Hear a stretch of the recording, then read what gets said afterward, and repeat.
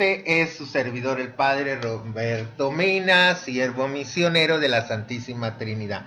Nos encontramos en el 22º domingo del tiempo ordinario. Las lecturas están tomadas de Jeremías 20 del 7 al 9, el Salmo responsorial es Salmo 62, segunda lectura Romanos 12 del 1 al 2 y el Evangelio de San Mateo 16 del 21 al 27. Señor, mi alma tiene sed de ti. Tenía que ir a Jerusalén. La profesión de fe que escuchamos el domingo pasado por boca de Pedro es el culmen de todo lo que en este evangelio se había narrado, pues en los milagros y en las enseñanzas de Jesús se había notado la unidad entre su actuar y su hablar.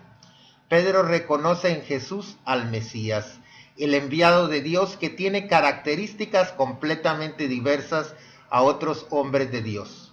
Los profetas, se trata del Hijo de Dios, ha venido para traer la salvación, para dar la vida que ya no puede ser arrebatada.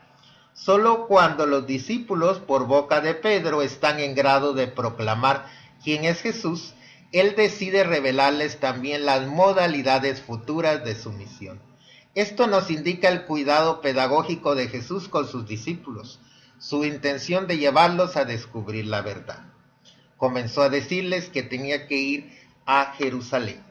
El verbo tenía nos ayuda por una parte a entender que se trata del cumplimiento de las Escrituras y por otra parte nos remite al plan divino de salvación que se realiza en la historia. Como Pedro, que había sido como el portavoz del grupo de los 12 en la profesión de fe, lo es ahora frente al anuncio de la pasión. Es interesante notar que no obstante utiliza el nombre de Señor, Pedro se siente de alguna manera como con derecho de llamarle la atención o de protestarle a Jesús.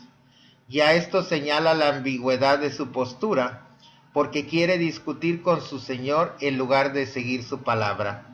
La perspectiva a la que Jesús quiere llevar a sus discípulos es completamente otra, y lo reafirma cuando dice: la posibilidad de salvar la vida se tiene solamente si se es capaz de perderla, es decir, de ponerla en juego para seguir a Dios y a su Hijo. No es permaneciendo apegados al horizonte mundano como se salva la propia vida, pues la plenitud de ella está en Dios.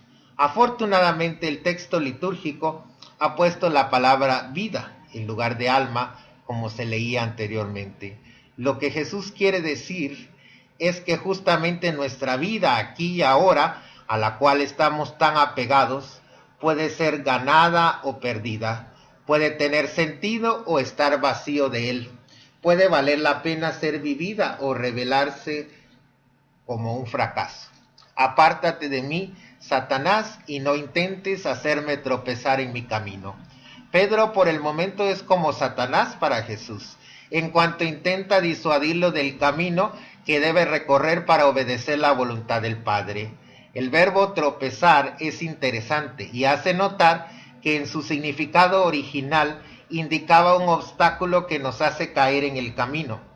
En este sentido podría estar en contradicción con lo que le había dicho antes, en donde se había anunciado su función de ser piedra, con su protesta.